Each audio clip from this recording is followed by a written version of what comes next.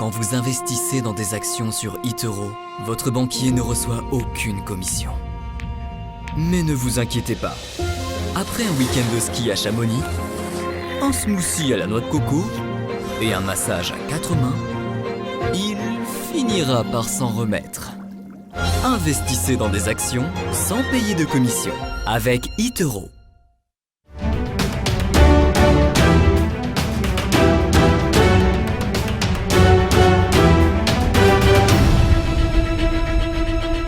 On pourrait parler également d'une valeur que j'appellerais de confinement, Netflix. On a beaucoup regardé lorsqu'on était à la maison. Netflix a déçu le marché vendredi, moins 6,5% au Wall Street, malgré les 10 millions de nouveaux abonnés acquis au deuxième trimestre. Le géant du streaming a publié des bénéfices, mais ça n'a pas nécessairement satisfait tous les analystes financiers.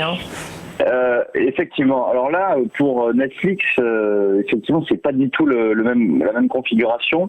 Ça a été plutôt, on a acheté la rumeur et vendu la nouvelle, c'est-à-dire que lorsque Netflix a publié ses résultats qui sont ressentis extrêmement très bons, puisque on a 26 millions de nouveaux abonnés pour le premier semestre, qui correspond au nombre de l'ensemble de l'année 2019. On a quasiment 200 millions d'abonnés dans le monde, ce qui est vraiment considérable et le leader incontesté du marché.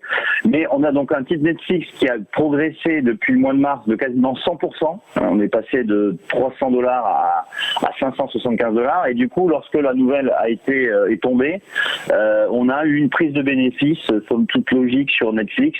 On est repassé sous les $500 le cours, parce que également, Netflix a fait des projections un petit peu moins ambitieuses que prévu. Le titre donc ambitionne d'avoir uniquement, et je mets des guillemets, 2,5 millions de nouveaux abonnés pour le troisième trimestre.